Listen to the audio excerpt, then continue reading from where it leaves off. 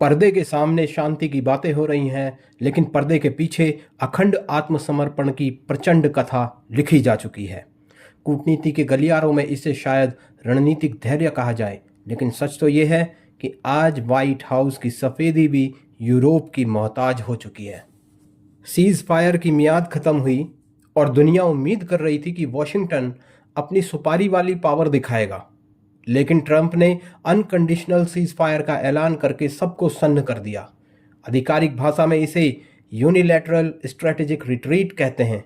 इसका सरल अर्थ है, अमेरिका ना हमला करेगा, ना इजराइल को करने देगा, चाहे ईरान कुछ भी करे। बधाई हो दोस्तों। कौन कहता है कि डॉन झुकता नहीं? डॉन झुकता भी है और झुककर देता भी है। सलामी। आज डॉन ने जो बा अदब बा मुलायजा होशियार शियाने अली के जिरगे में किया है ना, उसने अमेरिका की बेइज्जती के किस्से हमेशा के लिए अमर कर दिए हैं। ट्रंप का ये कदम साफ बता रहा है कि अब अरबों का मालिक ईरान है, लेकिन इजराइल ने बता दिया है कि वो अमेरिका के इस डर का हिस्सा नहीं है। जैसे ही घड़ी की सुइयां रुकी, आईडीएफ ने लेबनान पर ताबड़तोड़ हमले और तेज कर दिए। नेतन्याहू का संदेश स्पष्ट है, बीबी झुकेगा नहीं। सीज फायर अमेरिका ने किया है, इजराइल ने नहीं। इजराइल ने साफ कर दिया है कि जब घर का बड़ा भाई चादर ओढ़कर सो जाए तो खेत की मेड़ बचाने के लिए छोटों को ही जगना पड़ता है। ईरान अब मिसाइलों से आगे बढ़कर उस रग पर हाथ रख चुका है जहां से दुनिया की धड़कन चलती है। दुनिया की धड़कन तो क्या ही चलेगी, जहां से अरब की धड़कन चलती है। ये है अंडर सी इंटरनेट केबल्स। असल में ईरान की धमकी दुनिया को कम, अरब को ज़्यादा है कि अगर हमें कोने में धकेला गया तो हम पूरे अरब की लंका लगा देंगे। ये केवल धमकी नहीं, बल्कि एक डिजिटल परमाणु बम है।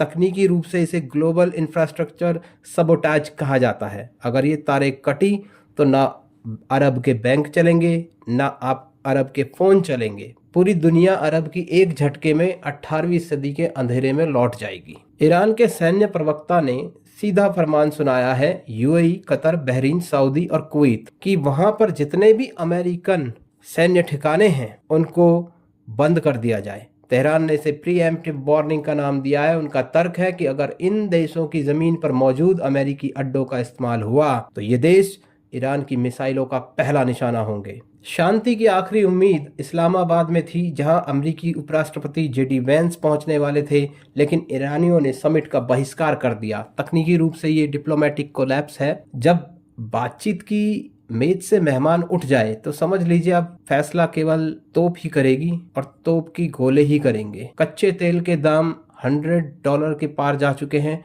जिसे अर्थशास्त्री एनर्जी सप्लाई चेन पैरालिसिस कह रहे हैं। सच्चाई वो नहीं है जो न्यूज रूम्स और टीवी पर चिल्लाई जा रही है। सच्चाई वो है जो नक्शों में और धमकियों के बीच दबी हुई है। सस्पेंस ये नहीं है कि युद्ध होगा या नहीं, सस्पेंस ये है कि जब आप ये वीडियो देख रहे हैं तब तक पहली मिसाइल गिर चुकी है। पता नहीं पर क्यों दोस्तों, मेरी इंट्यूशन कहती है कि ईरानी पावर डिसेंट्रलाइज तो पहले से थी, पर अब वो डिस्टेबलाइज भी हो गई है। मेरा मानना है कि जब ईरान के विदेश मंत्री की बात आईआरजीसी नहीं मान रही तो आईआरजीसी में भी कम से कम 4 अलग अलग फ्रैक्शंस ग्रुप काम कर रहे हैं। यहाँ सही व्यक्ति से बात करने के लिए सही व्यक्ति तक पहुंचना जरूरी है, वरना कूटनीति के ये बंद कमरे सिर्फ धूल फांकते रहेंगे। पर्दे के पीछे की इस गहरी सच्चाई को समझने के लिए जुड़े रहिए मोर्चा के साथ। आपको क्या लगता है, अपनी राय कमेंट्स में जरूर दें और सब्सक्राइब करें, क्योंकि आने वाले दिन इतिहास बदलने वाले हैं।